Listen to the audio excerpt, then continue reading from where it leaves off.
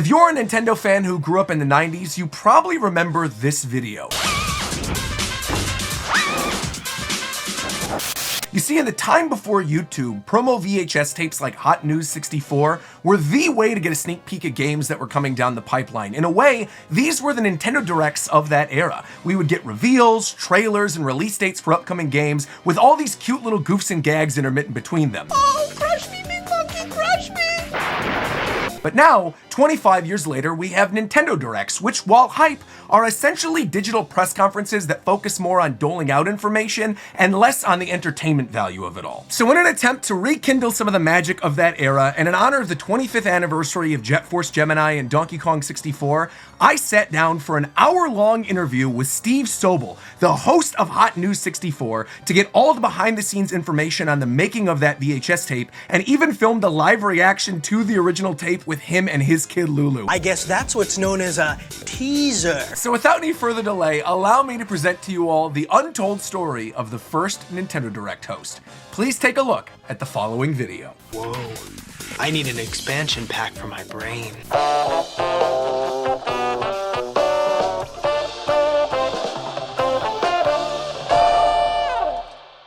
What is going on, everybody? RogersBase here. Today, I am joined by the host of the first ever Nintendo Direct, that is what I am dubbing you, Mr. Steve Sobel. Thank you so much for joining me. This is going to be so much fun.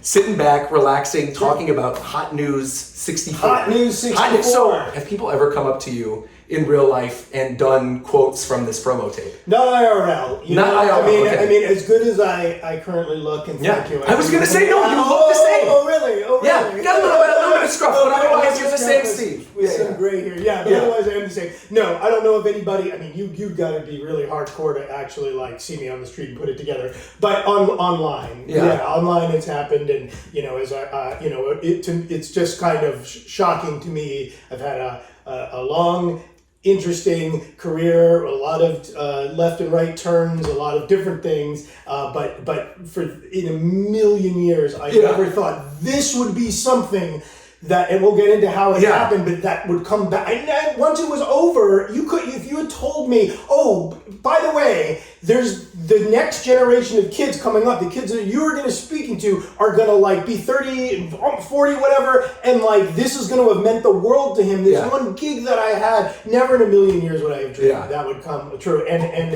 it only really happened maybe something like 10 years ago. An Instagram feed posted a clip of it, and then I started getting some DMs. Is it really you? Yeah. Is that really you? And I was like, what? And then every probably 2 years, somebody else will repost it, maybe a retro gaming site or something else, or people just making fun of it. You know? Yeah, of course. Because it's so a time capsule of the moment. That's so funny you say that though, because I do feel like a big reason why people sort of love it so much is because it's cringy. Yeah, because it's funny, people love it. I think like there was an era about maybe like 8-9 years ago with the Nintendo Directs where Nintendo was really taking risks and like doing these really funny little skits. And I think this recent era with the Nintendo Switch has sort of like it's been more corporate, basically. There haven't been nearly as many like funny skits. There have been little funny things here or there, or they'll say funny lines, like Treehouse will throw something in. But the era of like funny skits or making jokes or whatever during these big promo things doesn't really happen anymore. Oh God. And so I definitely think like while there are people who are either making fun of it or think it's cringy or something, there are people like me and hundreds and thousands of other people like me who genuinely love this. I'm so happy to be a part of it. I really am. It actually means a lot to me because the way I think of it is, I am not your age.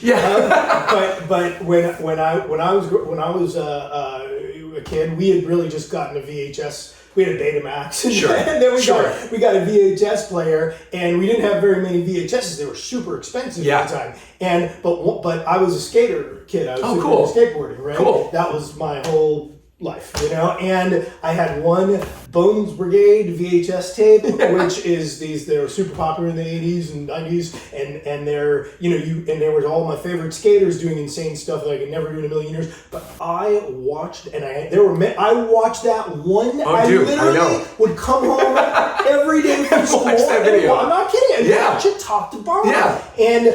And then I would go in our patio and like try to do them, and I couldn't do any of them and wreck the paint on the patio. My dad would get mad. Of course. But like that meant a lot to me. So the idea that I was involved in something that had a similar impact to somebody at that formative age, and it was the cool thing they love. Oh, absolutely. You know? And like you know how to now it's easier to get the cool thing you love. Click the click, right? Yeah. Back then, the fact they sent this to people's houses. Yeah. So they sent the VHS tape to people's houses. Yeah. You could get it at Funkoland, which is now defunct, but that's where I ended up getting it. Just like you said, like I was a kid growing up, loved video games. Right. And like Christmas 1998 is when I got my first ever real video game system, which was Nintendo 64. Your first one? First one. So like, obviously when you're a kid, video games are expensive. Yeah. You can't be like, Mom and Dad buy me all these different games. Yeah. And so we went to Funkoland. Specifically, I even remember the game. It was for Pokemon Snap, which had come out that summer. And they had this VHS tape that was a teaser for Jet Force Gemini and Donkey Kong 64, excuse me. And I remember watching this videotape and watching you and going over all the hot tips and cool tricks or whatever. And seeing Jet Force Gemini and being like, what is this amazing game with orchestrated music and like these space alien things, bugs that are blowing up. Amazing. So we'll get, we can talk about how I got the job and everything. Yeah. But I'll tell you that they gave me an N64 with Jet Force Gemini and Donkey Kong. Went back to the little tiny place I was living in. I'm not a huge gamer, but Donkey Kong I had fun with. Jet Force Gemini, I did not know what was going. I was free, so I wanted to get the most of it. I earned it rather. And I was like, I don't know what this is, man. Yeah. And I bailed on Jet Force Gemini. Maybe I should have stuck with it. I felt like this is for an 11-year-old who is way better at video games. I'm in my 20s. Right. And you were that 11-year-old. Yeah. And to be fair, even as that 11-year-old, when I was playing through the game for the first time, I thought that I beat it because there's a part about halfway through where you get to this final sequence in Mizar's palace and you're doing all this stuff. Right. And I assumed as a kid, I'm like, oh, this is the end of the game. Like I beat him, he's off on an asteroid, whatever. I'm done. I beat it. Right. But that's not the actual end of the game. There's like a whole nother 8 hours of content after that bit of the game. And like Rare, which is the company that made Rareware. Wait, I go like Rare. Yeah, exactly. That's right, Rare. So let's dive into it a little bit. Like, how did you get this job in the first place? Because you don't work for Nintendo. You, I'm assuming, lived in LA at the time? Sure did, yeah. Okay. And I happen to not really be a gamer. Right. Basically, this job actually was very important to me at the time, and I'll tell you why. So I went to USC for theater and film. Fellow theater major, fantastic. And they had a show there which they cast me to do called The Arena, and what we did. Do you remember Talk Soup? Do you know what Talk Soup is? I do know what Talk Soup is. Yes, for sure. Talk Soup was on E, and they would watch. Oh, yeah. I'm dating myself. Yeah. Okay. Right. Some of you. But it basically was. It was the. I can't. It was the biggest show. And Greg Kinnear, the actor, came from Talk Soup, and multiple other people were launched from Talk Soup. It was the biggest thing in the world, and they would watch clips of talk shows like Jerry Springer and Sally Jess, whatever, and make fun of them, basically goof on them. Yeah. It was like anyway. So they were doing that at USC with student film. Basically, it was a show where, and it was just for the campus, but it was it's USC. They had a professional studio,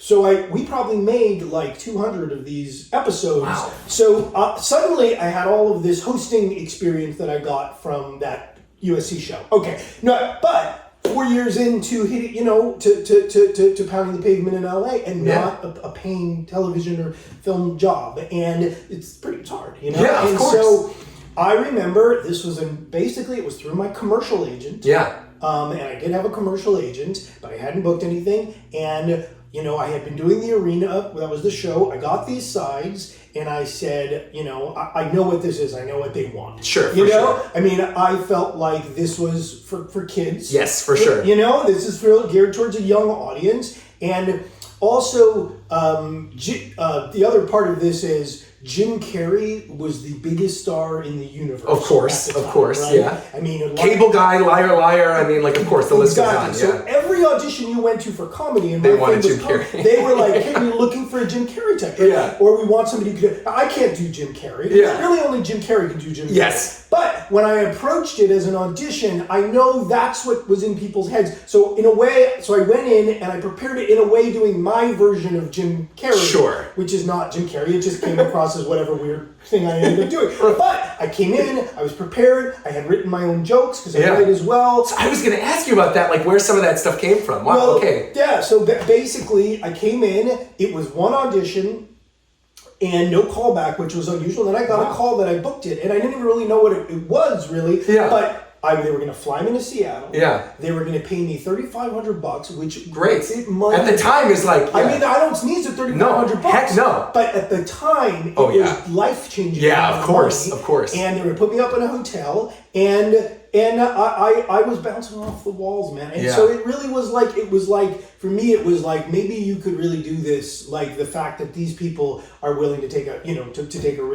like what you did. Yeah, for sure. And so so that's how I ended up getting the job. I can continue on how Yeah, I mean, like I just to stop for a second because there's a lot of stuff you threw in there. I was like, whoa. First off, the whole thing with like the USC show that is so YouTube before YouTube. It really was. Right? They put me through the ringers because we would record like 5 shows in a day. So I would come in and we basically record everything for the week. Wow. And what it ended up doing was giving me incredible training to be on teleprompter. Yeah. Because it was all and as a host and basically in the wake of the N64, hosting ended up being kind of my bread and butter for the next 10 years. So that's actually what I was going to ask is if you did anything else with Nintendo after the Hot Newz 64 stuff. No, and I can tell you. Why? What the heck? Nintendo, what are you doing? I know you're watching this video. Why didn't you hire this man? Hire this man now. Have him host the current Nintendo Directs. I can corner the dad market. You got it. Right? You got it. They're the Blue Ocean strategy. That's what they need. They call it the Blue Ocean strategy. They're reaching out to grandmas, dads, everybody. Everybody games now. Absolutely, right? yeah. Steve's waiting. I'm right here. So after this one, I did one for Xbox. Okay. That they showed in Walmart stores. Okay. And I have clips from it. I can send you. Please do. Yes. And it was by that point I had I had frosted tips. Oh, okay. So I was frosted tips guy. We're now into like probably 2000 and it was. So this was OG Xbox. This is like 2001. Yeah. Right. And it was the kind of thing you'd be walking by the aisle and there'd be TV. Of course. And then I a couple of years later I did. E3 had me basically moderator, host, and introduce a panel on Metal Gear Solid. Oh my God, one of my favorite series. Yeah, I love MGS. Okay. Yeah. And so, that was in person, and I had to learn about it, and and again, I'm not a gamer, so I just looked the part. I had good energy. Yeah. I had the vibe they wanted. Maybe I appealed to the youth, the demo they were the youth of the day, who are no longer the youth. Yeah. And but I kept getting cast in these video game related things, but then I also ended up hosting stuff for E and for VH1, and there was a tech network called the Fox Reality Channel, which I was a co-host of a show, and I ended up hosting. Ended up being a really good thing for me, and this is kind of interesting. I had a pretty steady stream of hosting gigs. It wasn't really what I wanted to do. I always wanted to be acting. Sure. But the work was there, and everybody needed hosts at the time because so much content on TV, you always just needed somebody to present it, right? 100%. And then it's funny because I had a meeting. This was with my agents, and we were talking about all kinds of things. But I was talking about how I felt like the host work was dwindling. Yeah. And it was harder to get now. And this agent, a very smart agent, told me something that I should have and didn't listen to, which was, I'm telling you, this is probably 15 years ago. Yeah. You need to start a YouTube channel. They're like, if you want to be, that's who's getting the work now. Right. And if you want to keep doing that, you need to start a YouTube channel. At the time, I was in my 30s, and I remember going, that's for kids. That's for young people. Younger people. That little did I know how young I still actually was. Right, but it seemed like the next generation, like I couldn't be on YouTube. That's now you have people. Everybody's. Oh my God, Will Smith has a YouTube channel. Right. I mean, like everybody has a YouTube channel. Yeah, exactly. I was saying I watch a lot of if I'm watching YouTube, it's music related. I play some guitar. I'm a huge music nerd, and so I might watch guitar reaction videos. And so, but that agent was so right. It wasn't really my passion to continue hosting enough to start, but he had the exact right answer. Yeah, right. Now, any hosting job that was hosting would go to an influencer or YouTuber or somebody from TikTok or something like that. But it ended up being, a good thing for me. And it was anytime, my attitude has always been just keep working, just keep putting yourself out there and see what comes. And in a way that, the industry, the business will tell you the best way they can use you, and that's changed throughout my career. Sometimes I'm, more useful. Sometimes I'm the cool guy that gets sent to your house to tell you about the new video game. Right, exactly. And sometimes I'm the pedophile getting Westworld. I was gonna say that was mind-blowing to me. Cool. And then on the topic of the hosting stuff, right, and how so much of that is on YouTube, it is funny because I do feel like the commentator reaction side of YouTube has almost become what you were in this videotape, which was like the hype man going into each of the segments where like Treehouse people were talking about Donkey Kong 64 or like Jet Force Gemini or whatever. Well, there was one comment on the YouTube video where somebody said, and I don't think they were trying to be nice, but it was very true. They said this guy has YouTube voice before YouTube voice. Yes, no, but that's totally a thing. Whether that's nice or not, it is an observation for sure. Because you're dead on, man. Because all I was trying to do, it's just for me, it's about reaching through the screen and engaging people and being passionate about something. Am I passionate about these games? No. But I was passionate to have the job. You were passionate about the paycheck. I was going to say, so there was something you could channel. And also I was passionate. I was like, this is going to get a little kid excited or a kid excited. And I loved nerd, Star Wars and stand-up video games and skateboard culture and punk rock. And so those are all the things that I love. So it's not hard for me to get excited about what you might call nerd culture, even if it's not my nerddom. Sure, of course. But I think you'd appreciate the sort of just the rest of the great tale of shooting it. Yes, I would love to know more because I think there's a lot of things. I have so many questions that I could just rapid fire at you. But the Ask Dan guy, was he an actor or was he a Nintendo employee? No, he was a real Nintendo employee. Direct from his hit column at Nintendo.com is Mr. Insider himself, Ask Dan. Dan's image has been digitally altered to protect his secret identity. Got the job. Yeah. Maybe a week later, they flew me to Seattle. Yeah. And I didn't even know why. I didn't even know Nintendo was. In Redmond, of course. At some point, somebody said, "Oh, it's because Nintendo's in Seattle." Yeah. And I'm telling you, so I got to this hotel, and again, this is probably the most vivid memory I have of the whole experience. Yeah. Because I got to that hotel room, and I'm getting a little emotional. I was jumping on the bed, with, as far as I was concerned, I had booked Friends. Dude, that's awesome. That's awesome. Jumping, I couldn't believe I was being paid for this. Yes. The hotel room was nice and a beautiful view of Seattle. Yeah. I've been to Seattle a couple times. I think it's a great city. Yeah. I think I did wardrobe and fitting. I went to this studio, a very professional, very, very beautiful, large studio. Yeah. And at this point, I still didn't really understand. I remember having a conversation going, what's going to happen with this? Yeah, right. And he was like, it's going to be mailed in tapes to people's houses. I was like, oh, that's interesting. I was like, it's almost like an infomercial almost, but it's going to, they're actually, okay. And so I started to put it together. The people that did it was a production company. They were not Nintendo. Okay. It wasn't Nintendo. It wasn't Treehouse making it like they're making the directs today. Not that I know of. Right. They seemed to be. It seemed to be a local film and production studio who did all kinds of things.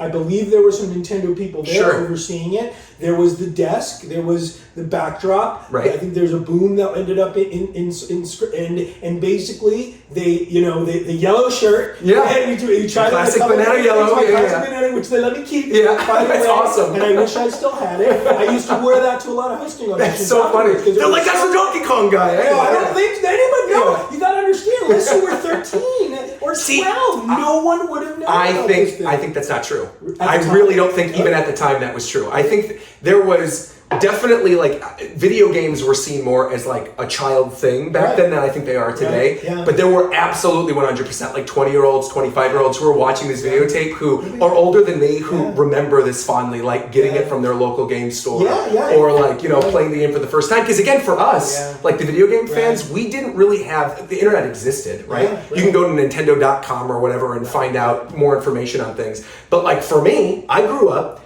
And if I wanted to use the internet, I needed to go to the library. I had to go on Nintendo.com at the library because my parents didn't have it yet. Right. And so this was like my information, or like Nintendo Power, right? The old magazine. Like the magazines and the VHS tapes were everything. That was like the information I would pour over. Like you imagine people nowadays who are doing game analysis videos or reaction videos or whatever, who watch the trailers over and over again to be like, this part of this game actually means this thing. That was us. Like as kids, I was sitting there watching that, and adults who were in the game industry too, I'm sure were pouring over that. And you're right that gaming has no age boundaries now. Not anymore, Not anymore. And so you're right. The 20-year-olds then are the 40, 45-year-olds who are as into gaming then as they are now. Right. And so forth. So you could be right. And Nintendo, I think, has always also too had the it's been seen as more of like a kiddie company than a lot of the other video game companies. I feel like, especially in the late 90s, early 2000s, like you had things like Xbox or PlayStation that were like the adult, mature brand. Right, exactly. Play Metal Gear Solid and Castlevania or whatever, or sports. Exactly, or sports games, totally. And so Nintendo sort of became, in the Nintendo 64 and the GameCube era right after, like they were seen predominantly as the kids company, which then it kind of like evolved into this whole family thing when the Wii became as big of a phenomenon as it was. And then sort of went back to that during the Wii U, where the people who were playing it were seen predominantly as like kids. And then now the Switch is like for everyone. This massive success. Everybody is playing it. Everyone owns one. You know, even my mom plays Switch. So play like Suika Game or Animal Crossing or something on it regularly. And so it sort of reached this different demographic that, you're right, like wasn't really there when those VHS tapes came out. But I definitely think there was an audience for it of like older gamers at the time. Man. Well, well, I was happy to have the shirt. Right on. I wore it for years. And the paycheck, the shirt and the paycheck, and the free N64. Yeah, the free N64, which you said, I don't know if this was on camera or not, but I want to make sure this story's on camera.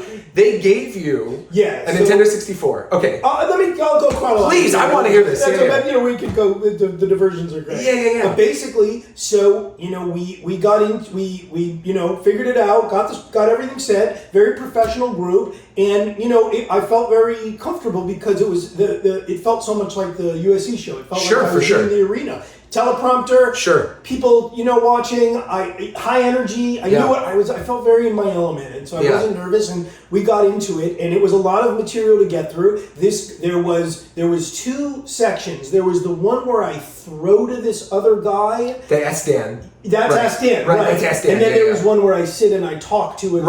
And those were Treehouse. So I knew those two were Treehouse employees. Like as I was doing research and like looking into this, because you even mentioned at one point, you're like, oh, and they're from Nintendo Treehouse. Which like, do I say that? You do. I have no idea. Yeah. So this is why you're saying it, I don't know. You're like, what is Nintendo Treehouse? It's their marketing. So it's like their top secret. They call it the Treehouse because that's where all the secrets are. They were like, because the guy's wasn't his face blurred out. So all the higher ups at Nintendo, they're part of Treehouse essentially. Is it like being an Imagineer? I mean, that's the closest thing. That's a good way to describe it. Almost, you're the ones who are like who actually have a lot of input and stuff. Like they have PR teams. They have you know, like Golan is their company that reaches out to influencers and does stuff with us. But like the actual people at Nintendo making this stuff, like a lot of those people are Treehouse. And so they were like the in and out like gaming experts. When you were saying in that video, like, and today we have so and so from Nintendo Treehouse, like they were the people that were in the know, genuinely. That's fascinating. I literally did not know that. Well, now you know. So Treehouse, funnily enough,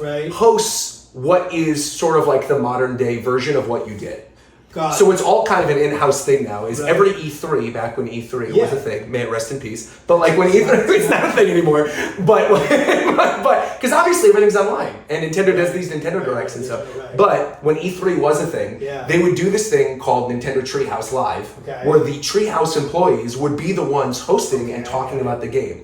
But like imagine if the people that you were talking to during that VHS who were telling you about the game were also the ones hosting it. Like they didn't really have a hype man. Occasionally they would bring other people in to talk about the game a little bit, but really it was the people either developing it or like working on localization are the ones talking about the games. And so the reason why I think you were getting a lot of the comments we were talking about earlier about like, oh, he could be the new Reggie, is Reggie Fils-Aimé was the president of Nintendo until very recently, and everybody loved him. He's like unanimously like he's a total personality, total character. We love Reggie, And when he would host the Nintendo Directs, it was very similar to the stuff that you would do back in the day, Right. which was not necessarily like he wasn't going bouncing off the walls. He didn't have like YouTube voice, Right. but the memes were there. Like there's a very iconic thing that I might cut to right now where he says in one of the directs, That's all the time I've got.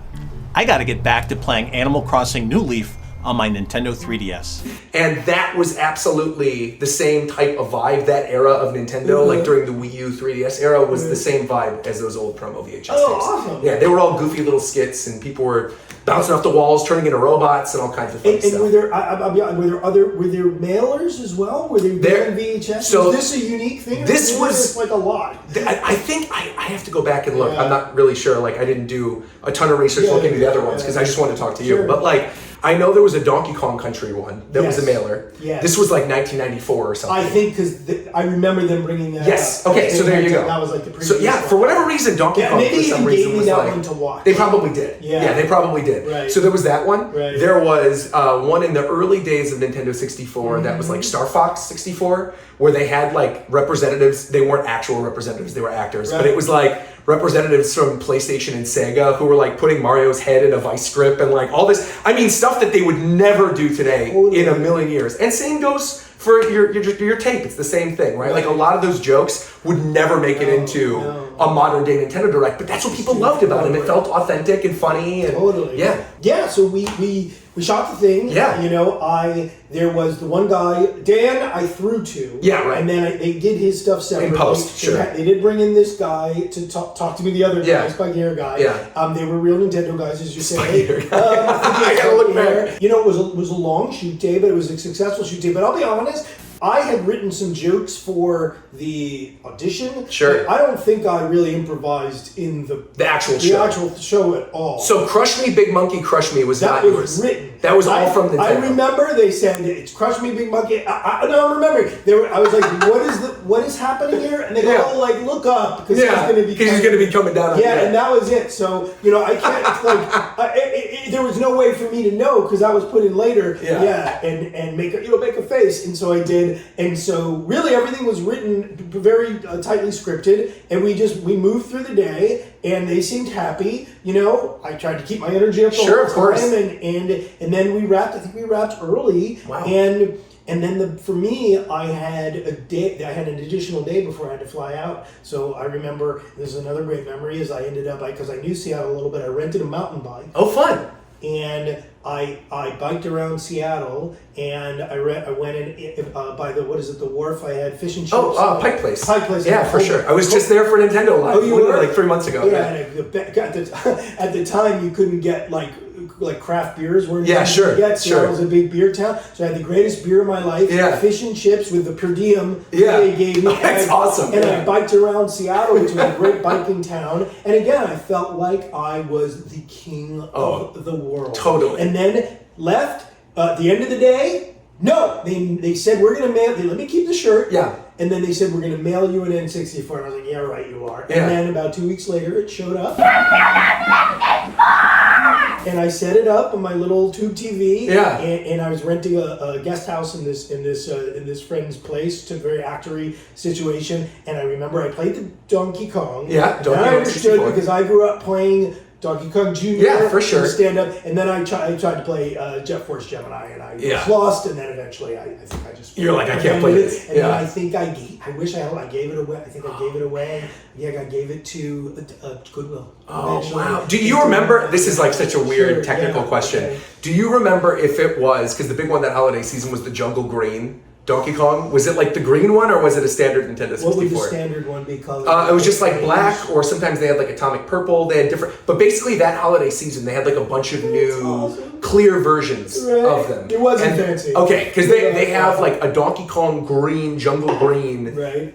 one that came out that year, and then there were like the yellow Donkey Kong controllers, which I actually think I have. If you open up that bag of props that I brought today, of things that might bring back memories. Yeah. Here it is. Yes. This is it. So there it is. That is the. 100%. That's it. That was what they. Yeah. 100%. With the banana yellow and everything. 100%. Totally. This is about. That is so funny. 100%. And this, like for me, more than that, I can't C button. Again, in a million years, years go by. Yeah. You know, the internet was still new. Yes. The idea that this would come back to me as some like piece of retro like history. It's awesome. I was a pioneer. Yes, exactly. You were. Like you're joking, but genuinely, you were a pioneer for what these things became. So yeah. funny. And if I could go back and talk to Yellow Shirt Guy, Yeah. you know, I would say to him like, this is going to be a more interesting road ahead with more twists and turns than you could possibly imagine. Like, just keep putting yourself out there and roll with the punches. Absolutely. And that's, you know, and I think that, like, there were times in my life where I tried to fight it. Like, for example, the hosting stuff. I was like, I don't want to be hosting. All I get is hosting work. But you know, I did it. You're good at it. Yeah, right. Hey, Yeah. Sometimes you just gotta follow the money. Of course, yeah. And I didn't mind it, but I'm glad I did it, and it was great for me. And ultimately, everything's secular. It came to an end, and here I am now. You know, at this stage of life with kids and a wife, and you know, and I'm able to. You know, now I'm getting to do these juicy acting roles that I, you know, and always dreamed of. Yeah. And you know, and part of that is a function of. A, just hanging in there. Yeah. You know, B, there's just people quit. Yes. You know, people just quit. They just quit. You know, I guess I'm a cockroach. I just won't give up. No, I feel like, dude, you're on my wavelength for sure. Like that mentality of like, you just got to keep going. Just got to keep There's going. going to be valleys. You make through the valley, like you will get there. Totally. That you have to, especially in this industry, whether that's entertainment, acting, YouTube, whatever, like you need that for sure. That's right. And then you know, a lot, like my wife jokes that like, how do I put this? That if a lot of the people in my category are super famous already and you can't get them. If you can't get Paul Rudd, I'm available. There you go. And actually, funnily enough, Paul Rudd, one of his early acting jobs, did you know, was on a Nintendo commercial. I think I've seen it. Yeah, right. I think I've seen it. I'll clip it in here, but like that was one of his early gigs was actually for an old I don't know if it was Super Nintendo or Nintendo. I remember seeing I've definitely seen his commercials, and I was like, oh yeah, I think he might be either we're the same age or he's a year or two older. Yeah. And I was like, oh, he was just the guy getting stuff right above me. Right. But yeah, it's really and then there's just as long as you keep your passion for it, you know, like as hard as it, I still am that kid who saw E.T. in the theater, saw the Goonies in the theaters, saw Star Wars in the theaters, and watched Saturday Night Live, watched people like Steve Martin and Robin Williams, and said, I want that, whatever that is. I want that. You know? Yeah. Robin Williams. There's another. God. Thinking about all-time goat. Yeah, all-time goat. And thinking about N64. Yeah. I think there's another Zelda. person that. Zelda, because his daughter is named after Zelda from The Legend of Zelda. Because he was a fan. Huge gamer, massive video gamer. Yeah. I didn't know that. Yeah. I didn't know that. But I'm sorry I cut you off. Yeah, no. But I think I was channeling his spirit too. I think for wanted sure. That off the wall, more torque, energy. For sure. And I'm a fan, so it was easy to sort of like get into that space, you know. But yeah, so now I'm able to do things like Westworld, and which was a dream come true, and looking forward to whatever this year brings. I don't know. I play a lot of bad guys now for some reason. I think there's something that as I've gotten older, if I just like my face is kind of mean looking. I don't know. Now when you make the face like that, I'm not really doing anything. I'm just. But you're just kind of staring. Like my neutral face. Like, I'm not angry. I'm not thinking anything. But, like, I think when I was younger, it looked more Tom Hanksy, goofy. Is there anything else from the Hot Newz 64, like, from that promo shoot that you remember vividly of, like, oh, this line is super funny, or, like, this is something that people are going to remember, kind of like the Crush Me Monkey line. Like, obviously that became the big one that people still make memes about and, like, do GIFs about or whatever. But anything else from that? When you said initially, because I find it so interesting that you said you wrote stuff for it, right, when you were auditioning for the audition. And then when they actually did it, which sounds much more like the Nintendo that I know, is they were like, stick to the script, it's going to be this thing, it's got to get approved by 20 other people, this is going to go out in promo tapes. That was part of it, but it also was, there was so much graphics cut in, that everything was cut, I was always throwing to something, and so if anything I would have improvised, like, wouldn't, you know what? The one thing I do think I improvised was the hey, you want to get a soda or something? You did. You did totally. Yeah. Hey, Nintendo, hey, can I be like you? Wait, hey, let me catch up. You want to go get a soda or something? It maybe said, like, you want to be friends, and then I kept going, and I did the, Yeah. I get a soda or something. I didn't even Yeah, know right. what voice in. Yeah. You still have it in you. I still have it in me, yeah. So, yeah, that I remember having some fun with. But, you know, again, this wasn't something in a million years that I thought would be like. So it's like I remember eating fish and chips at the fish market. Yeah, right. I remember jumping on the bed. I remember them being happy with my work. Yeah, You know, yeah. and I remember getting paid and getting a free. You know, but Free trip to it's like, Seattle, right? When I see it now, when I watch it now, I feel very like proud because I feel like I understood the assignment. Yes, exactly. In current parlance. Exactly. You know, I was like, yeah, this dude, I understood the assignment and I delivered exactly what they wanted, and it was a character. Yeah. And it was a character, and I was having a blast. Yeah. I was having an absolute blast. I have a fun little anecdote for you Okay. too, in relation to this, Yeah. and it's actually in regards to something else that I brought here. So this is an original 1999 well-loved strategy guide for Jet Force Gemini. Oh my God. Right. Yeah, that's Yes, that's Juno. That's Juno. Yeah. Juno and Vela. And I Lucas, couldn't yeah. make him do anything. Right.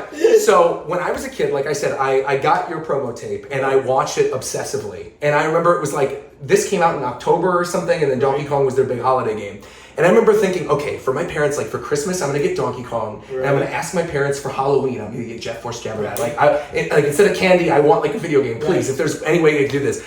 And my parents saw the videotape and watched it, and they were like, this doesn't seem appropriate because you're blasting bugs and blood's flowing all over the place and stuff. Which obviously you look back at it now, and it's like so cute, right? It's very of its time. People might have been like, wow, this is so violent, but realistically, it was a kid's game at the end of the day, right? It was T for teen, but it was a kid's game. The bugs were supposed to be like a little creepy. Exactly. Creepy. Yeah. And so I remember begging my parents for it, and they would not give me it. And they sent me over to my grandma's house one day, like they were going out for a date night or something. And they sent me to grandma's house.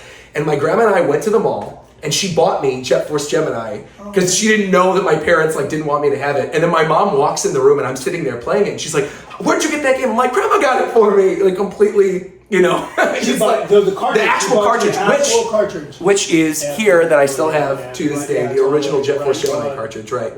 And so what ended up happening was my parents were then okay with it. They were like, well, if Grandma thought it was okay, it's fine, like he could play the game. But just like your little anecdote where you were saying, you know, I tried playing the game, it's so hard, I want to get through this. I was the same way. I was, you know, little 10-year-old, 9-year-old me or whatever. It's like, I can't get through this area in the palace. And so I really badly wanted this player's guide. And so my mom, these things told you everything. This is like every secret. I used this literally because the re-release just happened for the game, where it's on Switch now, and anyone who has the online service can go get it. So I used this to actually get through the game nowadays in 2024 to play it. And I remember begging my mom for this player's guide, like, please, I need this player's guide. Please, I'm gonna get through it. So she said, all right. The Tooth Fairy will bring you the player's guide, because I had a tooth that was loose at the time. She said, the Tooth Fairy is going to bring you the player's guide. Little 9-year-old me, I guess, just wanted to still believe in the Tooth Fairy because he thought that this player's guide was going to end up under my pillow. So my mom was basically like, the Tooth Fairy will bring it to you. And I remember it was kind of loose, and I went into my bathroom, did the whole old trick with the floss, tied it to the door, kept going like this, was shaking the tooth, and finally I got the tooth out, pulled it out. I was like, Mom, it's here, like my tooth fell out, it's time for Jet Force Gemini. And I went to bed, sure enough, woke up the next morning, this was under my pillow. And I've had this ever since I was 9 years old. This is my original. Really good condition. I keep good for you. Obviously. I wish I could. That's amazing. And if you don't mind me asking, what do your parents think now? They think it's the funniest thing that I do this for a living. Right? Yeah, because growing up, I mean, YouTube was not a thing. Like, if I could go back and tell little 9-year-old, 10-year-old Roger, hey, you're going to be doing for a living like what Steve did on that Hot Newz 64 VHS tape. That's literally, no, but I'm serious. Like, that is the full circle kind of thing about this, is like, that was not a thing. Our way of getting that information were these promo VHS tapes. They were not from YouTube videos. People weren't giving us information. There was no hype man. There was no live chat. Like, could you imagine doing what you did with a live chat, people interacting with you, like either making fun of a cringy joke or like talking to you about whatever the game is? Like, it's a totally different thing. Yeah. But it's still that same kind of that excitement and that passion for these games, Right. it transcends generations, right? I was a little kid growing up watching you. Right. Now there's little kids growing up watching me, 100%, and it's the same right. type of thing. There you go. Right, exactly. Yeah, that's hilarious. And Yeah. who, how could they have known? Exactly. The thing you were asking for, Yeah. would make you, would be Turn me into allow who I you am to be today. an independent, Yeah. person. And like I said, it's just wild too, because I feel like a lot of YouTubers, in the same way that actors are, we Yeah. kind of cycle around the West Coast. We have to sort of be Right. here. This is where the Right, jobs are happening right, and stuff. Yeah, and it's just so funny that like when I reached out, 10 minutes away. Yeah. You're like right, literally down the block. I hopped down the 5 and I'm like, I'm here. Right here. It's just crazy. Absolutely crazy. Yeah. Yeah, my only, the closest thing I have to this experience, I made a web series during COVID called Sad Dad Brad. Cool. And I think it's it's on Instagram under Sad Dad Brad. I think it's on everywhere, including TikTok. If you look up Sad Dad Brad, and it was sort of my first foray into making what you would call content. Yeah. And I had this idea, and I had a filmmaker friend of mine who he was kind of sitting on his hands, and he was up for it. And basically, it all started. The restaurant Islands. That just seems like someplace like a divorced dad takes his kids on the weekend. It seems too sad to me. And I love Islands. I love Islands too. I love Yeah. the fish tacos, and I like the Absolutely. drinks. Islands, And so- promote us, please. Yeah, Sponsor today's please, video, or, please. And so anyways, and then it ended up leading to this character, Sad Dad Brad, Yeah. who's a divorced dad, just trying to do his best. And, Yeah. And I was able to shoot it with my kids playing my kids. Oh, fun, and fun. we basically, this filmmaker, Damon, he was wonderful, and we collaborated. And they're just these little 1 minute web episodes, or you would call it, just little bite-sized things, a little slice of life from this poor guy's life. And he's so just funny. struggling to get by. I gotta check that out. Check for it sure. out. And it's very it's a little they're not always ha funny. They're kind Sure. of sad funny. Sure, I guess. sure. And it was just very much. To be fair, that's the vibe, I feel like. In the year 2024, I feel like sad funny is the vibe. Interesting. I want to ask you another little piece of trivia. Okay. Yeah, I like the trivia. Yeah, because It's I'm hilarious. curious. I want to remember like Especially how if much you know. Yeah, if it's gaming trivia, I'm lost. Yeah. But, we'll see. All right, so this is the question. All right, can you name the 5 playable Kongs from Donkey Kong 64? There's 5 Kongs. No. You gotta try. You gotta try. I heard Lulu say one earlier before we started recording. I know you know one because he's in the title of it. I bet you can get the other 3. Oh, There's 5, yes, 3 other Kongs beyond the 2 that I think you can get very easily if you think about it. Are they? Okay, I guess I mean Donkey Kong. That's easy. Boom, you got one. Donkey Yes. Kong Jr. No. See, No. That's the one I. No, played. you got it. No. Throwing. Technically, No. Donkey Kong is Donkey Kong Jr. That's what I figured. And Cranky Kong, who's his grandfather, who doesn't count, is technically the original Donkey Kong. Yeah. Okay. Actually, I think this Donkey Kong. This isn't even Donkey Kong. This is nondescript Monkey, from when I was a kid. Yeah. That one too. Yeah. Donkey Kong in Donkey Kong 64 is actually the child of Donkey Kong Jr. And that Cranky Kong is his grandfather. It's like a family. It's there's a whole Kong family tree. Ancestry.com. Exactly. Getting Exactly. your 23andMe Exactly. with part of the Exactly. Kong lineage. Yeah. Okay, I vaguely have a feeling that there's they have different colors and hats and They do. things. Yeah, they have And, different outfits. Yeah. Maybe it's called Angry Kong or Angry Kong. Well, here, I'll give you hints. Please. Here's one. Okay, Yeah, here's a hint for one. It is a synonym for the word chubby.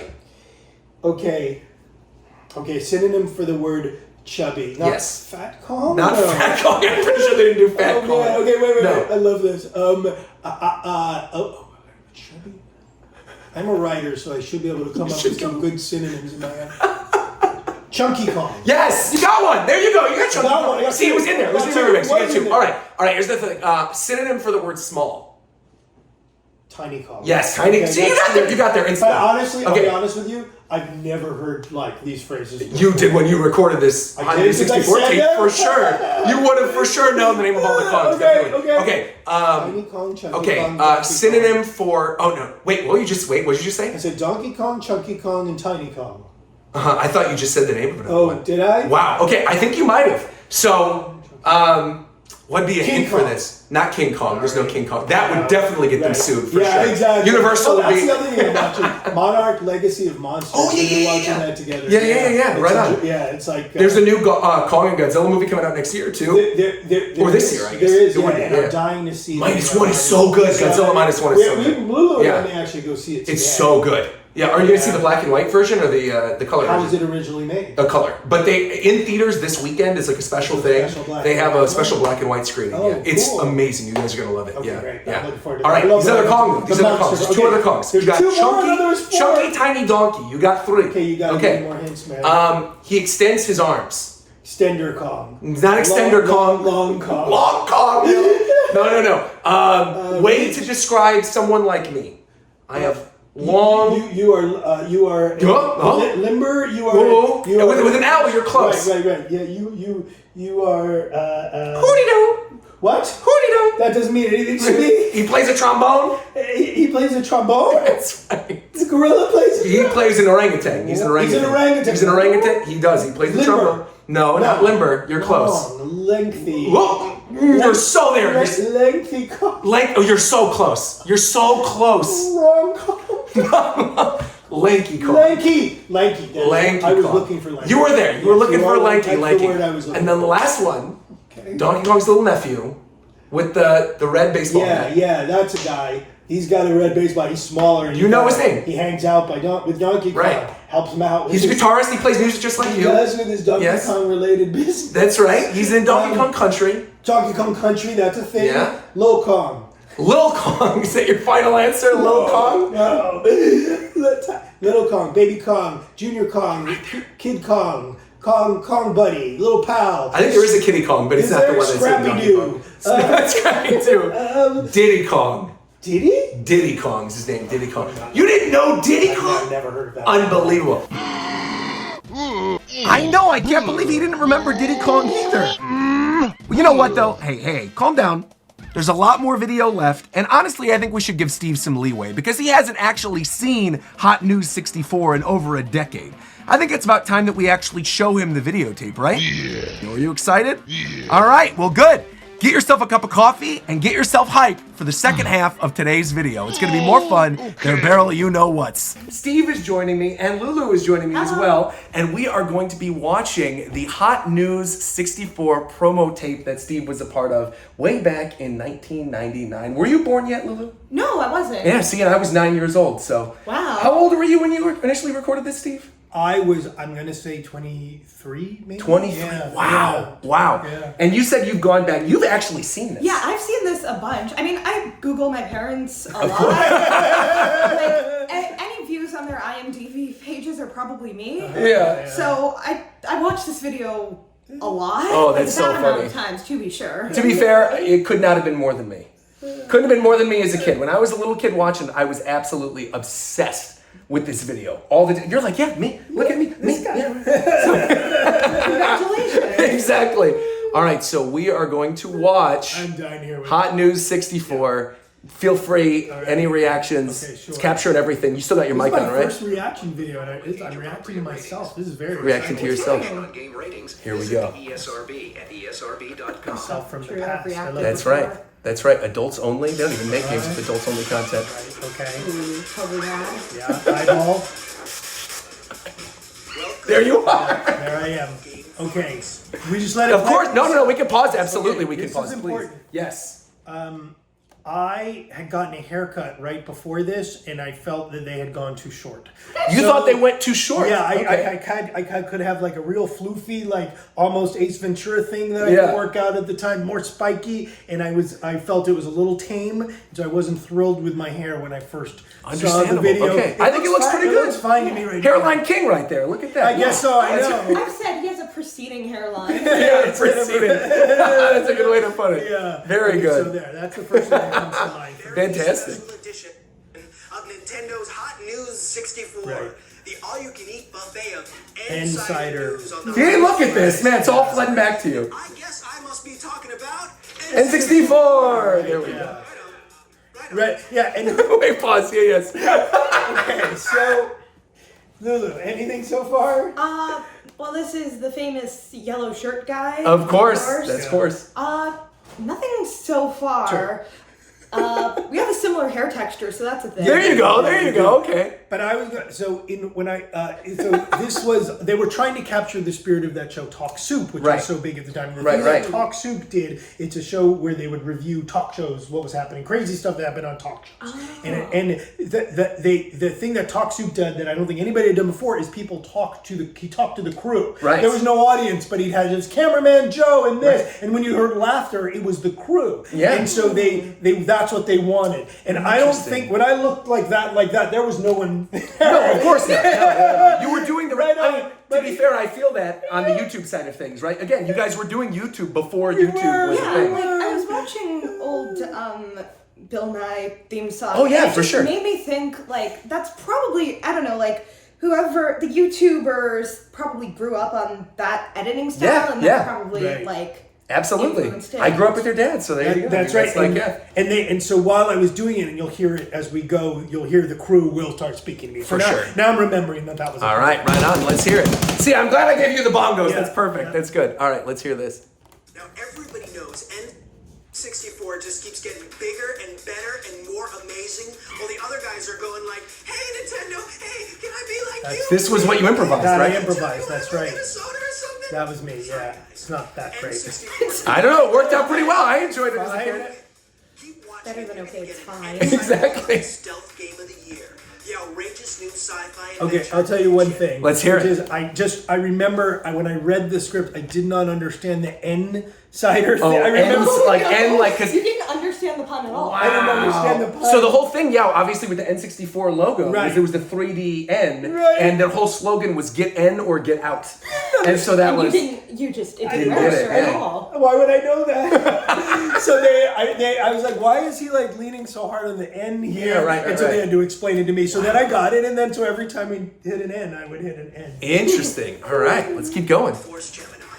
You'll get an inside peek into the brain shaft. I have to say it so many times. So many. Oh yeah, there it is. That's fun. Get an in-your-face preview In your of more face. incredible new N64 titles than you can stuff into the pockets of those cargo pants you've been wearing for the last 4 days. Whoa. I don't know. That might have been my line, or that might have been theirs, or something. Might have been Treehouse. Yeah, but by the way, I'm just impressed. Like that's what I just did. Yeah. It's not easy. No, you did a great job. I think like when you were talking about it as we were doing the interview, and you were saying, yeah, people were watching it, they thought it was cringy or whatever. It's good cringe. Yeah. There's like, you know what I mean? Great There's cringe. bad cringe and good cringe. There's good cringe. This is good cringe. This is good cringe. This is like you're committing so hard. Absolutely. Yeah, it's Absolutely. all about I love it. Now. You're probably dying to point out to me, like the outside of the tape, like totally promising hot tips, Stereotypical cool surfer clothes, like, dude. Of course. So many unique characters. Yeah. Very of its time, right? Late Yeah. 90s, early Right, 2000s yeah. for Shot sure. characters. Insider himself, Ask Dan. Okay, Okay. now that I'm watching it, I am actually remembering that I don't want to take away the credit No, from whoever this wrote is- it, yeah. but I'm now remembering that I did have more room to play than I remember. Yeah, So yeah. the little sides and the voices were I was riffing to some Got it. degree. Now Got that I see it, and here's how does it feel? Like that yellow shirt guy. Is it weird that that's your dad? I mean, no, you're an actor. I've seen Right. your stuff. I saw Right. you die on Westworld. We were I saw just you talking die on other shows. Yeah, so. I do get killed a lot. Yeah, you do get Not killed a really, lot. but you have this like bizarre energy where this is a person who only exists within this white plane. I understand. Like, yeah. like when the video is over, you no longer exist. Yeah, right. I Exactly. become pixels or something. So this is Yeah. like Right. this ethereal person who like Ethereal. It's a good way to describe you, ethereal. doesn't exist. right. Like It's a phantom me almost. yeah. Yeah, I get that. I get that for sure. Cool. Well put. All right. Digitally altered to protect his secret identity. And now we have There's Nintendo.com. All right. Ooh, fancy. Now, Dan, you said was a Nintendo Treehouse Dan employee. was a Nintendo Treehouse employee, and Dan was present, and we met, and he was very nice. Yeah. And I think he might have. I always. Oh, wait. Now I gotta pause. I was always curious. Were these actual things sent into Nintendo, or were these written like by you guys? Okay, these were written. Not even me. I can't. Okay. I believe these were written by Treehouse. Yeah. Because some of them a little bit later on, there's one where he gets pretty brutal that we'll get to in a little bit, where he's like, this dude's an idiot and like never asked me anything ever again. And I'm like, Nintendo nowadays would never ever do that. But it added to the humor of the video. All scripted, yeah. Were his responses scripted as well?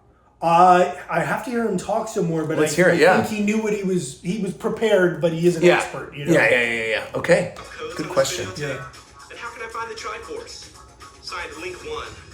Well, Link 1, if you're the Link that Dan thinks you are, you should know better than to ask. But here's a hot tip for the Legend of Zelda Ocarina of Time. As an adult, return to this is a real thing. So let me ask you. Yes. This you would do, right? Yeah, you can actually do this. And this was important to you. Yes, and in fact, the question that the kid asked, or whoever, Treehouse wrote up for him to ask, is a question that a lot of kids had growing up, which is like, could you get the Triforce in Ocarina of Time? Because the Triforce, you get it in a lot of Zelda games. But the thing is like the Triforce was always this thing, this ethereal thing. I love that vocab word today. This is fantastic. That you could never quite get to in the game. Like Ganondorf uses it to make the world evil or whatever in the second half. But you can't actually touch and go to the Triforce itself in the game. So that was actually like a schoolyard thing that people wanted to know, like, can you get the Triforce in Ocarina of Time? But this tip about going to the Lost Words thing with the Vagoron sword and everything, you do actually get a bunch of rupees to do that. And you can actually still do that today on Ocarina of Time on NSO, where you can also play Jet Force Gemini. Ooh, nice. So there you go. So that's really cool. So he's giving out legit tips. Yes, oh yeah, for sure. Yeah. In fact, there's one later on with Star Wars Episode 1 Racer that I did because of this videotape, because that was one of the few games I had. How many times did you want? I'm not going to be doing it, because that's the last time Dan's giving out any more codes. Unless I decide to give one for Star Wars Racer later in the video. Yeah, there you go. Right, and Dan... I guess that's what's known as a teaser. So what? Now that I don't know what I still to this day don't know what you were thinking with that. Was that a line read? Was that something you said? Was Were it you a just riff? defining what a teaser is? It's like, for we the know what a audience? teaser is, Like, yeah. Are you just coming into existence? You know what a teaser was? Yeah. The nature of this void world. The Game of Sphere. This is kind of digital circusy. That's so funny. I think we were trying to be meta, and like call out what we were like, you don't want to. Yeah, like, exactly. You don't want to like kids know what kids are smart and they know they can see you coming. So if you, it's very weird. Very weird. It's very weird enough. One of them barks. That was Lupus. Right. There you go. Justice. This galactic sci-fi. To be fair, the dog was my favorite character. Okay. I played through the whole game, and most of the game for the side quest stuff, I would use the dog because he could hover and fly and stuff. Which little shit? That's right. Oh, here we go. Yeah. Rare. The guys that brought you GoldenEye, Game of the Year in '97, and Banjo-Kazooie, Action Game of the Year in '98. You need to breathe more. Yeah, people do say that. Takes you deep inside the Splatterface Bugs. That's it. Science fiction action game of the century. You guys want to see this? Yeah. Here it is. The bugs are coming, and it's not in peace. Jet Force Gemini.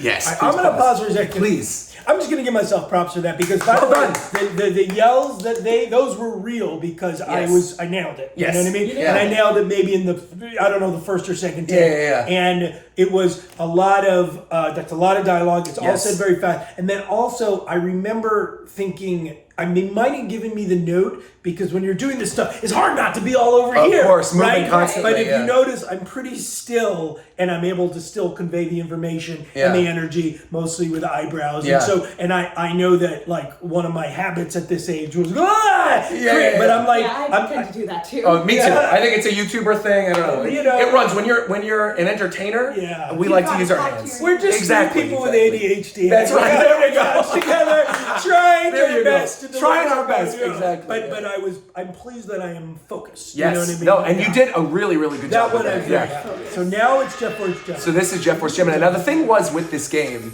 like I said, my parents would not let me get this. I had to like convince my grandma to buy it for me, and then ask the Tooth Fairy for the strategy guide later because my parents were then okay with it. Little did they know. And little did they know this would be what I would end up doing. But what I was going to say was, I think a big reason why my parents didn't want to get me this Right. is right around that time, didn't Starship Troopers come out? Yeah, I was going to mention Starship It's Troopers like, earlier. and that movie is not kid-friendly No. in the slightest. What a strange, Yeah. kind of wonderful movie. Yeah. Yes, I remember. That's what my thinking was. I was like, oh, I guess they're trying to do a Starship Troopers type thing. They're scary bugs, and the Right. bugs were freaky in them. But trying to make it like for kids. But I mean, you get the blood spatters all over the place and stuff. Like, right, yeah. it's pretty. pretty good for. Oh, absolutely. For its time, like Jet Force Gemini and Donkey Kong 64 were top of the line, like really great looking video games. You know, great soundtracks, like really, just a lot of fun. I'm remembering. I remember the playing this as I watched. Of course. And I remember being frustrated, but mostly like it was fun. I remember the cubes and trying to hop on the Oh, cubes. for sure. Certain cubes you would shoot and maybe they'd explode and there were Yeah. helpful things inside. The little barrels, you shoot them and then they explode would and it kills the other bugs. And I Yeah. remember it, but I remember it feeling it was just too much. And it was so cinematic. I mean, especially for the time. Like, because 99, that was when Episode 1 first came out, Star Wars Episode 1. So there was like a lot of space-related stuff that is very of the time. That like when you go back to play a Jet Force Gemini, you watch Episode 1 Star Wars, you watch Starship Troopers, you are back in the 90s again, you know? The game itself, when you're actually playing it, looks pretty cinematic. Yeah, so the cutscenes are all super cinematic, and the game itself, you switch between doing like the third-person action stuff and then also exploring and finding little things. If you have a Switch, you can play it for free on Switch. There you go. So it's with your Switch Online expansion thing. You can He play the gave you game. the Switch? Well, you said I can use it. There you go, yeah. He doesn't care about it. Yeah. So there you go. Force Gemini, which proves that visual Yeah, but it's free if you have the expansion pass for the Switch, which is like the online service. Right. So if there's an online service, you can play it. And if you need the online service, you happen to know a Nintendo Oh, Master, I I can maybe hook you up. So there you go. All right. is Travis Williams. So this is Real Nintendo guy. Nintendo guy. Yeah. 100%.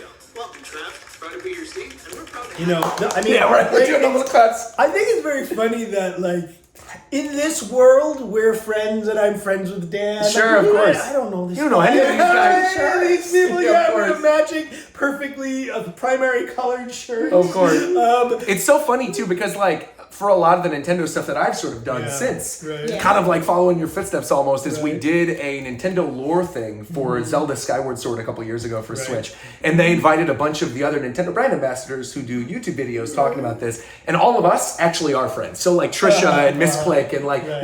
we work together, we know each other, we see each other at events all the Same time. workosphere. Yeah, for sure. Like Word. a lot of us are YouTubers, or we Yeah. all do sort of like video game videos. And so, like you said, they hire a lot of influencers and Right. content creators and stuff to do these hosting gigs now. Right, And yeah. but a lot of us really know each other. Yeah. Fancy. I didn't know this dude. Yeah, you didn't know Travis. And my questions are scripted. His answers are Of course, scripted. of course. From what I remember.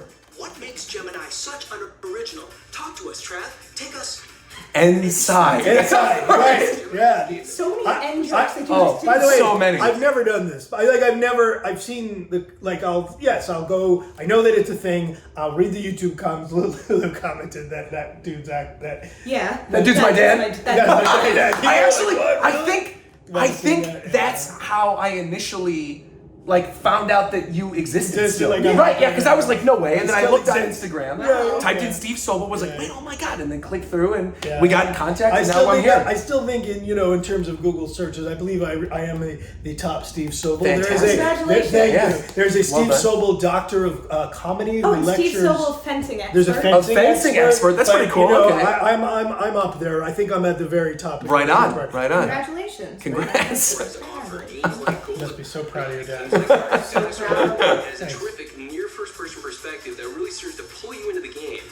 And with 120 Near seconds, first-person perspective? I mean, I understand what that Yeah. is, but I wasn't. So yeah, when to see some I think his dad even says that at one Are point. you sure? Definitely. Are you sure? Woohoo! Woohoo! Woohoo! Indeed. Let's see some more. So I was just trying to make him feel. He's not a performer. Right, So of I was course. trying to make him feel very comfortable and also keep his energy. Yeah, and that came across absolutely. Yeah. Yeah. Oh, the little crying tribals. This is still Jet Force Gemini still. Yeah. Graphics. So now Was he's there- doing the voiceover. The guy at the yeah. Was there more Jet Force Geminis? Was there two? No, three? No. there Just was one. There was one that was going to come out for Game Boy Color, that I think leaked online. I think you can actually like go see this, but the development team either like shut down or something, and then they never made another one. And Rare, like I said when we were doing our interview, the company that developed this for Nintendo is now owned by Microsoft. So technically, if they ever wanted to make another one, Microsoft would have to make it. But again, because it's got the history with Nintendo, Nintendo and Microsoft have a pretty good relationship, and if they were ever going to make another one, it would probably be on whatever Switch successor is going to be. Okay. Yeah. Is he giving you tips, or he's showing you the So gameplay? Exactly. He's talking about the not come gameplay. out yet. No. This This hasn't come out. It's coming out in October. Little RogersBase is watching this as a kid, being like, "Look at the multiplayer! Look at this! I can play as a dog. I have to have this." Multiplayer, so online? No, so online. This was like pre-online. Pre-online. Okay. You can play. So you actually can play online now. Okay, I have a funny. Yes. Okay, that reminded me of a Oh, good wait, one. is this the- Yeah. Oh, let's hear this. Okay. So this is okay. So you had asked what other video game related stuff. Yes, and you said Metal Gear and I Xbox. did Metal Gear and I did Yeah. Xbox now. Yes. So I had a very big opportunity that I ended up screwing up for the G4 network. Oh, for the new one. No, for the old one. Old one. Oh, wow. Because I was going to be like, you didn't really miss much. The new one came and went. The original, when they were Wow. launching it. When, Wow. basically they had no... Uh-oh. They were... Oh, that's the controller. Oh, okay. You're fine. They were... Oh, sorry. It whipped around. And I know this is like ancient history, but basically they were video games were so big they were going to launch a network, right? Yes. And I started getting I had this background. I had done this stuff. You asked what did it lead to? Yeah. This is what it led to. Wow. Except for this. So they brought me in for show after show after show because they were seeing every host in Sure, town. of course. I was perfect. You were literally I was perfect for this, Probably yeah. 30 at that time. Yeah, right. And I think I'm like probably the same age as Chris Hardwick. And so I had a callback for this one show, then I had another callback for one show, and then I had basically what would amount to a sit down with the producers, more like we really just want to get to know you, Sure, and make sure we all jive together, right? Sure. And the chat, and this is all flooding back to me right now. So See, this is great. I'm glad we watched this then. See, I'm glad I said we do a reaction video too. This is perfect. So basically, so I, during this process, which was probably a 3-week process of different auditions, and I remember my host agent was excited. So this was getting real, right? I was not a gamer. It was a gaming network. Yeah, right? yeah. So I got some of what was that magazine? I got Nintendo, whatever. Nintendo Power, which I technically got, this is the player's guide, but like it was made. whatever the magazines Yeah, were, I went yeah. to the newsstand and I Yeah. bought magazines. Yeah. I think I busted out by N64. I talked to Mikey, our brother-in-law, who was right on, cool. He gamed and I got online and we talked and I'm like, and I remember going, okay, as I understand it, there are console games that you play and you can play with your friends. Correct. And then there's multiplayer, online universe games. Yes. What do you call it? MMOs. You got it, yeah. Yeah, see, Lulu knows. And I remember making a choice. I'm like, that seems like I can't even get my head around it. Yeah. So I'm going to focus on these, and I'm going to become an expert on the top 10, and I'm going to be able to talk about them comfortably. Right on. So went to this final producers thing. They liked me. They started asking me about games, talk about popular games. They goes, well, what do you think about the online gaming universe? And I said, yeah, I don't really do that. And I said, I don't know much about that. I kind of stick to, I'm a console guy. This was a show about online gaming. Oh my gosh. I didn't put it together. I even went back, and I feel, but I remember I went and looked at like some of the emails or whatever, and it said the show was like online. And I didn't read it. The lesson is read the emails very, very carefully. Yes, always read your emails. And if it's an audition, read it 10 times. Oh my gosh.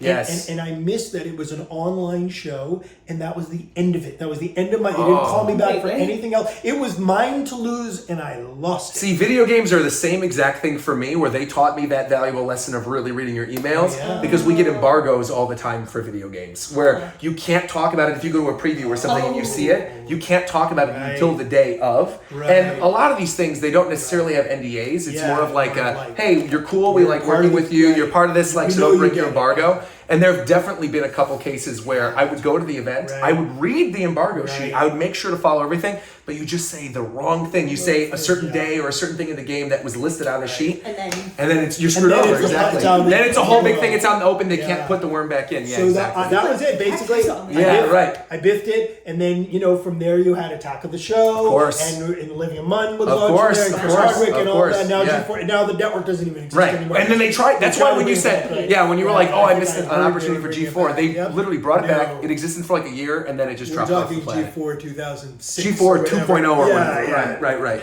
Yeah. Maybe a dog. Yeah, that's Lupus. Exactly. He's the best. You're born in 2006. There you go. So this is 7 years before you. Wow. October 13th, 1999. Wow. Woohoo. Now this game is rated T for teen. That's right. You got to get that ESRB rating in there, of course. Nintendo needs you to know. Go out to your favorite retailer Remember, right now and reserve your own ads when I copy was of little, Jet they would Force go Gemini. like, greeted everyone, chain up. Right, exactly. They still do that, I think, in this. Skylanders. Yeah, Skylanders. Skylanders. Okay, but this I don't know what this thing on this. I have this. I don't think I've ever done that. I've never seen you do that that. in It's anything for the. else. To be fair, you said when we were talking a little while ago, you said that you kind of were trying to channel like a Jim Carrey, Robin Williams kind of thing. So, and I could see that for sure. And like I said, I can't do Jim Carrey, so that's Jim Carrey as through channel through me. Jim Carrey, if you can't move. Exactly. If you're stuck still.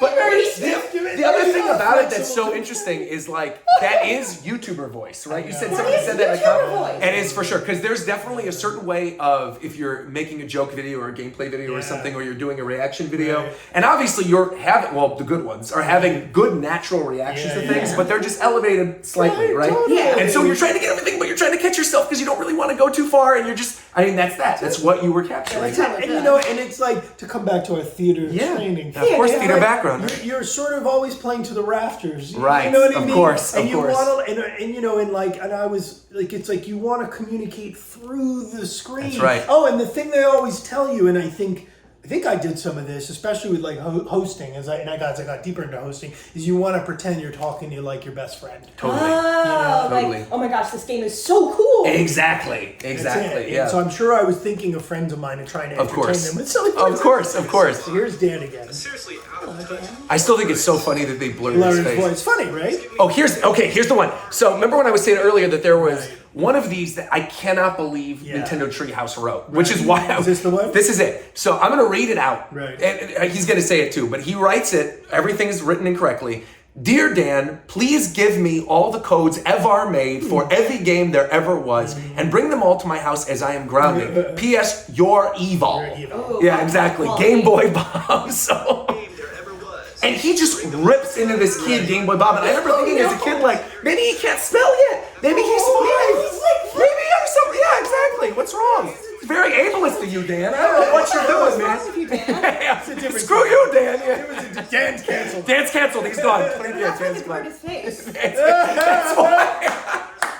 That's exactly. For the win. That's it. That's right. Oh man, that's funny. And then he gives another tip. And that's a real tip. That Metal Mario Golf tip is a real tip. Yes. Are out there. And I think at the time, it had just been released. It was like a summer game, and this VHS tape came out like that summer. Yeah. Not always answer Dan, but then again he's evil. Okay, he's big. Here we go. It's time. This is the star of the show. Here we go. I thought that was funny. Okay. 3D Adventure Spectacular. Can you say expansion pack? Yeah, that's the Jim Carrey is when I do it. Yeah, right. Another thing. Yeah, right. A terrible Jim Carrey. Looking bad for you guys. I mean it. Your lunch meat. Your toast. You're out of there. You The go. classic logo And too that's before the me, finalized yeah, logo. Man, right. oh man. And with me, and you have to remember, I didn't see any of this. No. No. They're like, all right, moving There's on. Tiny. By the way, you were saying the different Oh, songs. oh, okay. Yeah, there's Diddy. Okay. Yeah. I mean, King K. Rool. Right. naturally. That's Donkey Kong. That's Chunky. Do you know these Kongs, Lulu? Chunky Kong? Of course. Of course, everybody knows the Kongs. Come on. Everybody knows them, mostly from like Which- song and thing. The song from... There's The like, DK rap. The DK rap. Of course. Come on, get it together, Steve. Get it It's- together. My time on this earth is coming to an end, guys. Like, there's always so much... This actually, fun fact. So this boss in Donkey Kong 64, they just showed with the little dinosaur creature or whatever falling in the lava. Right. back when this game came out, obviously they didn't do like fully formed fingers. So the character had a claw. He had like, 3 fingers. And when he goes underwater, his middle claw was sticking up in the lava, like when he falls in it. And I remember my mom watched me as a kid playing that boss, having just seen this video, knowing it's like a family-friendly kids game, Donkey Kong. And she's like, did that monster just flip you off in this game? You're like a little 9-year-old, and this monster's flipping you off. And You did kill him. Yeah, I guess that's true. funny. In your I'd be a final little moments, mad. I'd be a little mad too. That's Well, true. Lewis says that drawing hands is always one of the hardest. Drawing hands is the worst. I don't know. The author of My Hero Academia said in Horikoshi. the thing, Yeah, right on. that he really enjoys drawing hands, and I think he's the only one. He's a freak. Yeah, exactly. Horikoshi. What is wrong with you? You made a character that's just hands. Exactly. Oh, let me click this. There we go. Yeah, the old jetpack levels and everything. That Like, looks fun. man, oh man. Yeah. To be fair, the jetpack levels in Donkey Kong 64 are not fun. They're like my least favorite thing in that game. Okay, so Yeah. this I played or tried. Yes, to yeah, play. yeah. And this was a little more linear. Yes. Because you would travel through something and do stuff. Right. And also I understood the principle. Well, Armadillo. I'll be honest. That's awesome. Yeah. As you probably gathered, I really don't understand the Donkey Kong universe very well. That's fine. Like, it's- to be fair, a lot of the stuff that was in this one never came back Got in it. other games. They were Okay. kind of exclusive to this one. Right. But the interesting thing about this VHS tape is, again, this was like the only thing that I knew about when it came to DK64 as a Okay. kid growing up. I saw this and was like, oh, I want to play it. Right. Back in Toys R Us, when Toys R Us was still a thing, Which is bringing you it could back. go, yeah, which they're bringing back. It's in Macy's now. Toys R Us had N64 demo kiosks. Okay. And one of the things around the time of the holiday season that they were allowing kids to play was this boss battle that they show in this Hot Newz 64 thing. And I knew, because I watched this video so many times as a kid, how to beat this boss when I went to go do the demo kiosk because of this video. Oh, you must have impressed the heck out of any I kids. was. Like, Just- all these other kids are like, what the heck? I'm like, oh, I got through this part of the level. I'm going to keep playing through this demo. Yeah, I got this. Thanks, Steve. You're welcome. Well done. What a good. Need an expansion pack for my brain. That's it. There you go. There you go. You remember. And here's spiky-haired guy. There you go. You remember Spiky Hair I'm Guy. not, I mean, the Straight out of Banana Republic with the 90s, college shirt. It's amazing. For sure, The, yeah. Like the choker, the Yeah, of like, course. choker, and the like. Why is everybody wearing the same shirt but with different stuff on it? It was probably what was approved by Nintendo. The banana, of course. Yeah, we had. He was kind of fun. I remember we had a funny, like, Funny rapport. Yeah. Well, Donkey Kong 64 is the first game that has expansion. Oh no, not even the voice is not. Yeah, oh, very. He said his name earlier. We'll hear it again when we go back. He's a, But I think he's meant to be part of Treehouse too. okay, got it. Only in Look at 3D. those sideburns. Yeah, Jason Priestley started. There you go. You have a little bit of sideburns going I on do. there too. It was Yeah, a very yeah. sideburns Yeah. time. Need Yeah. to see some more. So now we're getting to the actual gameplay breakdown part, So right? like Redcore, Vaporwave. Oh, totally vaporwave. Absolutely. Very nostalgia aesthetic. Like you find those TikToks where you see like people trying to replicate the look of like Yeah, old yeah. city apartments from the 90s. Yeah, totally. City Yeah, city wave for sure. City pop is a thing. City pop, City yeah. pop for sure. Vaporwave is I fine. don't know what they're talking about. Yeah, Lulu's got good taste, I'm telling you. I know what vaporwave is. Yeah, there you go. It's music. See, there's Lanky. And here's where all the names come from. Lanky. But see, the reason you might not have known the names is because he said the names and it was probably done like in a studio somewhere else after you were there. 100%, Yeah. exactly right. Yeah, I mean, for Yeah. me, like I. Oh, I'll pause it. I got it. Yeah, yeah. Like just I understood Donkey Kong as the Guy from the enemy to Mario. Right. That's it. Like him Yeah. as the hero protagonist. Didn't make any sense It didn't to make you. any sense. Yeah. That's all. Yeah. There's also tons of I like mini games within the game. Yeah, I remember. You know, all these playing little those. games. Right. Mini little games. Yep. I think I played some of these because these were easier. for These me. get you some of the golden bananas. Right. Gotta get those. Gotta get the golden banana. Of course. More fun than a barrel of, well, you know the saying. See, that was the whole. That's where it Leave came the from. jokes to me. Yeah, right. Don't quit your day job. Stay at Nintendo. Yeah. But see, now that's the thing is the Nintendo people are the ones doing the directs now. They're not Right. hiring Just actors to people do want directs. authenticity, Of course, you know, absolutely, and yeah. I don't blame them. No, that's why YouTube I think is so successful and why like the YouTubers who react to the directs have done so well. It's all about authenticity. Yeah. And, I am not the real thing, but I was young and fun, but I was not an expert. But yeah, people, it's cool. It's cool that there's something that exists outside of mainstream media where people can get the real Yes. shit. Absolutely. That's the good point. Absolutely. This wasn't enough. Get this. And here's the movie. That's right. Or the TV show. Right. Does not exist anymore. Right, no. HCTV. I forgot about this part of this, My yeah. hair looks amazing, actually. I was so wrong. There's a thickness there that's all natural that I would love to have back. Ooh, what is? Oh, is this? Yeah, this was the TV show that got released as a VHS tape from Paramount. It was, Fox Family Show. Legend of the Crystal Coconut. That's right. I almost forgot about this part of the tape. Show or movie? It was a show that they released as a VHS thing. Okay. And I think they packaged like 2 of the episodes as a movie, essentially. These animation is not good. No. Is this where the DK rap comes from? I can't believe it. No, the DK rap was from the actual game. From Donkey Kong 64, and then this was the TV show based on the Super Nintendo games. That's why it says like the show was 1999, but the game, the original country, came out in '94 for Super Nintendo. Got it. So what you were doing the promotional thing for was Donkey Kong 64, Right. which is the N64 version of Donkey Kong Country, Okay. which debuted on Super Nintendo years later. Yeah, so there you go, all new. Yeah. Wait, which came first? So Donkey Kong Country came first, and then Donkey Kong 64 was after. Yes. That's me. That's me when they announced a new Donkey Kong game on a live stream. I'm like, yes. It's your favorite Nintendo retail hangout on November 24th. God, Well, listen to that mic peak. It's awesome. I love it. Thanks. I mean, wait. I told him to go away, but they shouldn't go away. Don't go away. That honestly was a very real thing that I just I'm did. sure you're like, I gotta take a breather. Yeah. I need it to reset. By the way, Time. my teleprompter, like you can't see my eyes moving. No, at you're all. doing a great job. You would not know. It certainly probably never occurred to you that I was reading some of Never. the scroll. I thought you were just hyped. just Yeah. like- Little 9-year-old me was like, that guy loves Nintendo. Right. Steve's friend? You want to be Steve's friend? Don't you? Yeah. Creepy. That is creepy. You're right. Race. And this was the one that I actually utilized because Star Wars Episode 1 Racer was one of the only games that I had prior to this. It was like probably one of the first 3 or 4 games I owned. On to And 64. On to play on Of course. And it's just the pod race. And it's like all this, the all cheat this thing. stuff, Yeah. Are you satisfied? Thanks, And good luck with that FBI witness protection program. We're all rooting for you.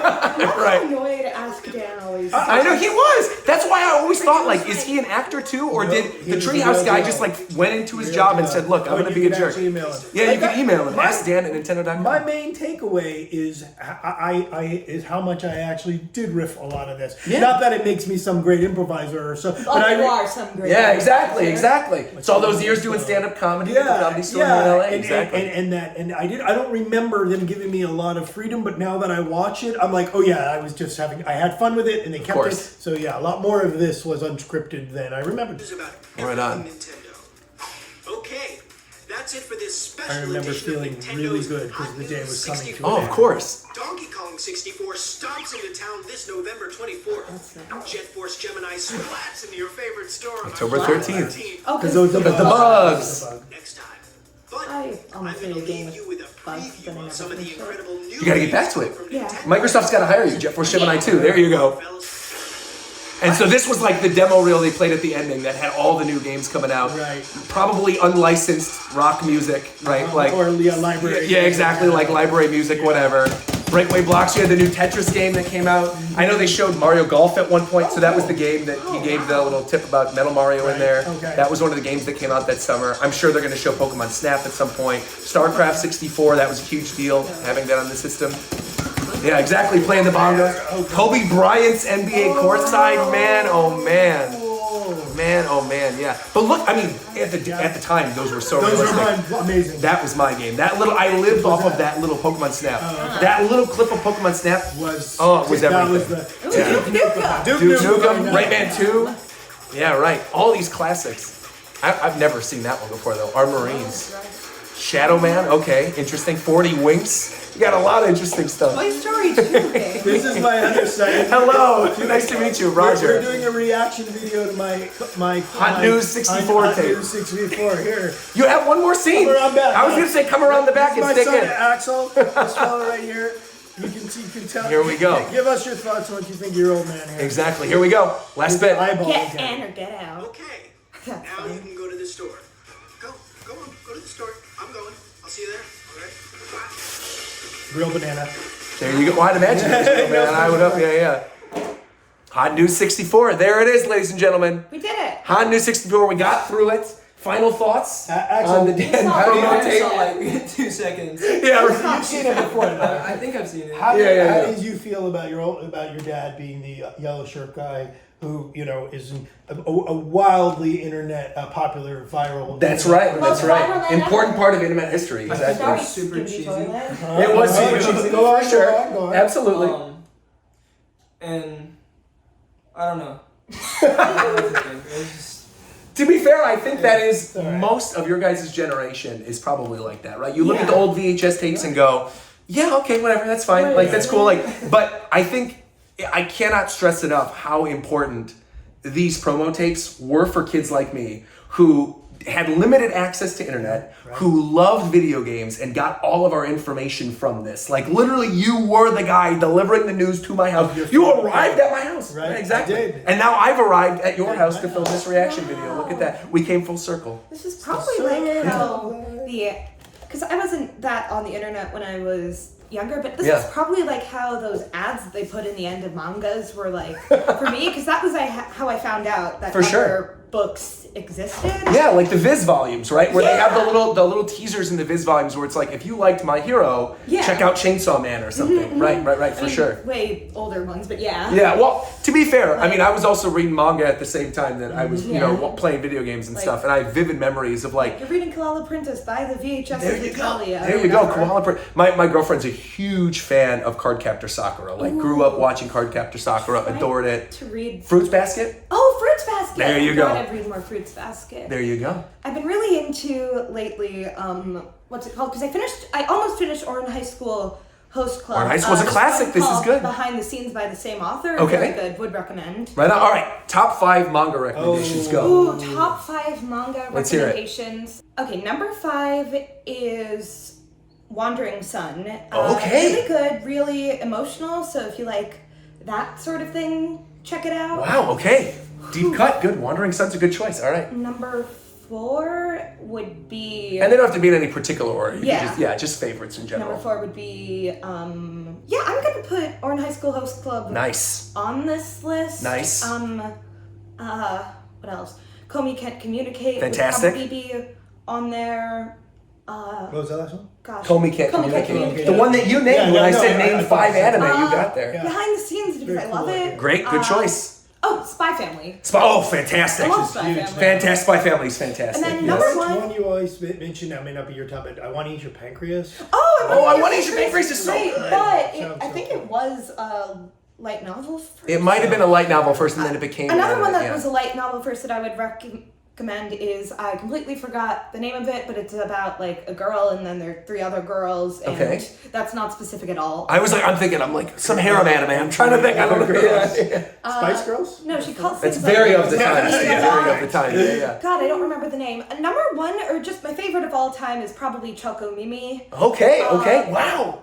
Impossible to find these days because Choco Mimi is like a deep cut. Wow. they have it at library, but they might have it at your local library because it's like $50, but the Spanish edition is cheaper. Really? You Now, what do you know? Do you know when that initially came out? Like around what year? ooh, 2008, I want to say. It was like a relative. It's an older one. It's Yeah. not like part of the new gen, but it's. Still, R.I.P. to the Yeah. author. oh, really? The author passed away. But yeah, Lulu, like from age and never seem to not have a copy of a Choco Mimi For book. sure.